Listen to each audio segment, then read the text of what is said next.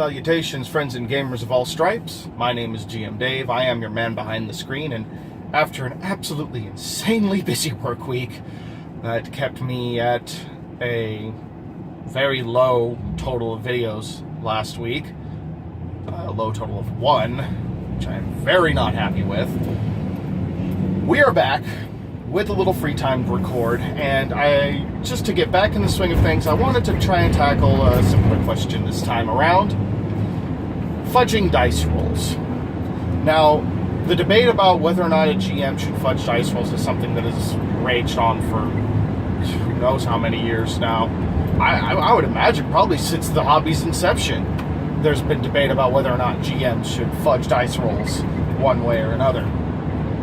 There's a lot of hardliners in this debate too, particularly on the side of you should never fudge dice rolls. There's quite a few people out there who believe it's never acceptable to do that, but there are also hardliners who believe that, oh yeah, it's acceptable to do that at any time.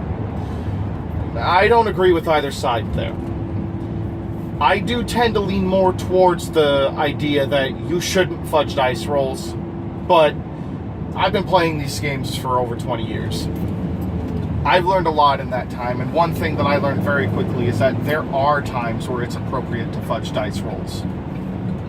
There are moments where you are better served for your group and for your table in just saying that a roll turned out differently than it actually did. Now, something to note, obviously, if you're making your rolls publicly, you can't fudge your dice rolls. It's not possible then. So fudging dice rolls can only even happen if you're making private rolls anyway, but that is really something that as a GM you probably should be doing anyway. You don't really want the players to see your rolls because that's going to lead to instances, or heavier instances I should say, of metagaming. Not necessarily intentionally, and that's not necessarily a bad thing either, but that metagaming is something that is immersion breaking. So if you're a type of player who, or a GM as well, who like myself, really cares about telling a fun shared story and playing the game at the same time, well, then you don't really want to make your rolls publicly if you can avoid it. You want to keep that behind a screen, behind a book, hidden in some way so that your players don't see it and then they can just react to things as they're happening. Now, that being said, for my money, 95% of the time you want to be honest about what you rolled on your die. You don't want to fudge your rolls the vast majority of the time. But there are a small handful of instances in which, in my opinion, fudging a dice roll is appropriate. Now, one of those instances is definitely not to try and force a story event to turn out the way you want.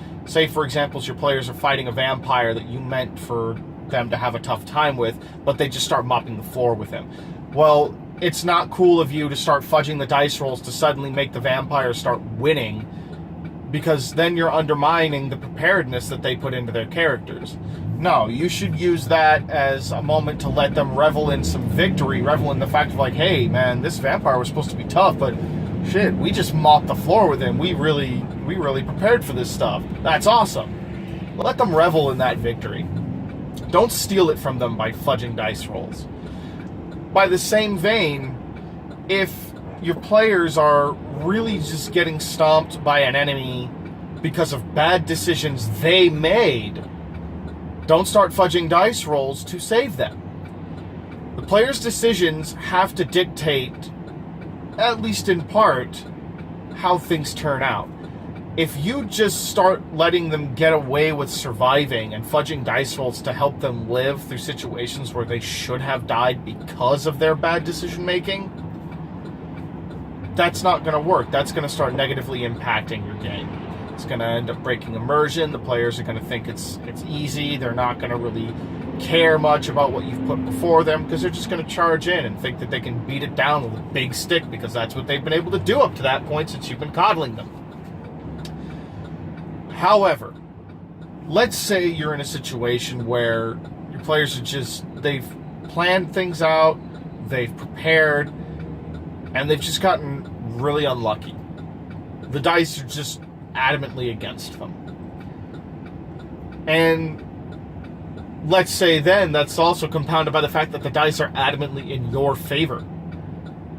In situations like that, where it's nothing but pure bad luck that is starting to crush your players, that is an appropriate time to start fudging die rolls and give them a fair shot.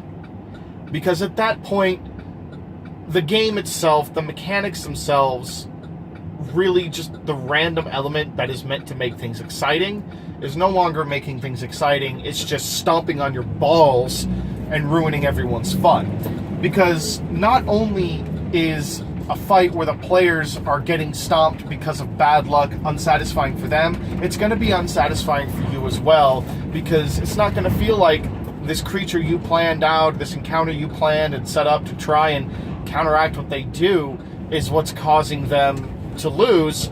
It's just the dice not being on their side.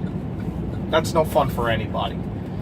So, if you're in a situation where it's pure bad luck that's causing your players to lose, that is a time where it's appropriate to start fudging some dice rolls. Now, I'm going to pause the video for a moment here. I've got a delivery that I have to make briefly, so I will be back in just one moment, and then we will finish up. And we are back. I apologize for that very brief pause, everybody. Well, for you, it's literally going to be less than a second. Either way, would have preferred not to have the interruption, but we're back, so let's continue. So as we were saying, one of the only times that it is actually appropriate to start fudging dice rolls are when your players are just not for any bad decisions that they made, not for any poor planning or lack of preparation on their part, not for any strategy that you put into place to counteract their strengths, but just purely because the dice are completely against them in a particular session or a particular combat. Just pure, unadulterated, constant, terrible luck. Those are the times when it's appropriate to start fudging some dice rolls. For an example, I ran a game of Pathfinder some years ago, a short-lived 2 or 3 shot game, or it was meant to be a 2 or 3 shot game, just something real brief, easy, fun, way to take a break from the main campaign we were playing for a little bit because our players were starting to get a little bit burnt out. We had a situation wherein the players in this game were constantly rolling poorly. As a matter of fact, and I have no idea how this happened, but it did. Hand to God, this actually happened one night where one of my players, he was playing an Inquisitor for the very first time, had the most incredible string of bad luck I've ever seen, because with literally every single attack roll he made, he could not roll anything other than an 8. Now, we were playing this over Roll20, and I've ranted about Roll20 and its algorithms being a little dodgy in the past. But the fact that, yes, I do think there are moments where the algorithm kind of gets stuck on itself, because I've seen instances like this one, where for a 3-hour-long session, literally every single attack roll this player made rolled an 8 on the 20. And nothing else. Nothing else. And he only ever rolled a d20 any other time to do initiative, because this was a combat-heavy intro for this campaign, or this mini-campaign. So, I believe the only times he rolled anything other than an 8 was on the first 2 initiatives. He rolled a 3 and a 1. And then every other roll on his d20 was an 8. He never hit anything.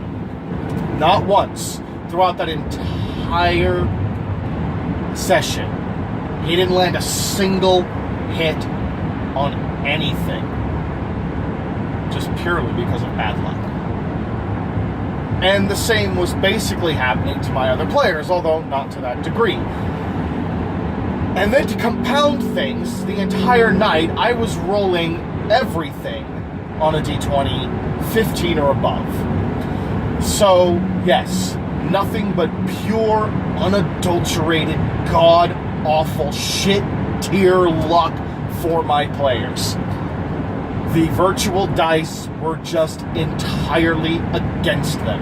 And so, after the second combat of this just constantly happening, I decided, you know what? It's time for me to start fudging some of these rolls because this is absolutely ridiculous. This is not the fault of them. This is not the fault of bad planning on their part. This is just the dice being shitty. And so I started fudging some of the rolls because at that point, they were just having a miserable time, and I was starting to have a pretty miserable time too, because the fun was just getting sucked out of everything. There was no real challenge left. Not for me with the encounters I set up, or for the players, because quite simply everything was just working against them on that mechanical level. Pure bad luck. And so, even though they ended up dying at the end of this, because their bad luck was still holding out, the fact that I started fudging the rolls did end up actually making the game a lot more fun for everybody. Because they started feeling much more like, hey, we're having god-awful luck, but now this terrible luck is starting to get a little bit funny, and GM Dave, he's not rolling quite so good anymore. So it feels like we still at least have a chance. We can at least start having fun with this again. And ultimately, that's the final say in whether or not you should start fudging rolls. Is the bad luck of the dice beginning to ruin the fun at the table? If the answer is yes, at that point, you can begin to start fudging your rolls. Otherwise, don't touch that result. That's all I've got for you today, friends and gamers. What are your thoughts on fudging die rolls? Are you for it? Are you against it? Do you think it's a seldom use kind of thing, like I do? Personally, I've gone through both gamuts. I went with a hardline approach for quite a long time, found that didn't really work that well, because there are instances like the one I mentioned, as extreme as that one was, hilariously so, that do make it so that fudging dice rolls, it's, you know, it's viable. It's reasonable. But then there are instances wherein you fudge dice rolls too much, and your players get complacent, and they start making really bad, dumb decisions, and because of that, the immersion in the game and the feelings about the game, well, they begin to diminish. They start feeling everything is less important because, well, nothing feels like a threat anymore. You've made it less important by fudging too much. As usual, I am advocating for that delicate balance, as I so often do. But I'd love to hear your thoughts, so leave me your thoughts in a comment down below. If you like this video, please feel free to leave it a like and subscribe if you'd like to see more. Make sure to hit that bell notification icon while you're down there. But even more importantly than that, open that description and follow me on social media if you want regular and consistent updates. You can find me on Minds, Facebook, Gab, and Twitter. While you're down there as well, if you like my content, please please consider subscribing to my Patreon, or subskitter too. I don't know what subskittering is, but you can do that. That's fine. I'm cool with it. You know, just explain to me what it is, but sure, do it. You could subskitter to my Patreon too, but do consider, you know, donating to my Patreon as well if you like what I do and you'd like to help me out financially. That will make it easier for me to make more time for these videos, and more importantly than that, it's even going to make it easier for me to eventually improve what I'm doing here with some new equipment to provide you with better quality videos on the hardware end.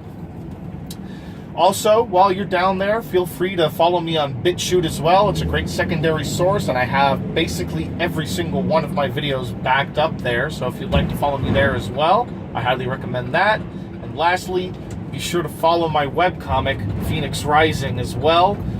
The art by my friend Hannah is absolutely fantastic in my opinion. She has a great style, somewhere between Disney and Americanized anime, even though she's British. But give it a look if you want to read a fun contemporary fantasy story. It's just just got a little bit of that interpersonal kind of family style drama. Consider giving that a read. And as usual, friends and gamers, with all of that said, once again, my name is GM Dave, and it is my sincere hope that you continue to roll high, roleplay well, and game on.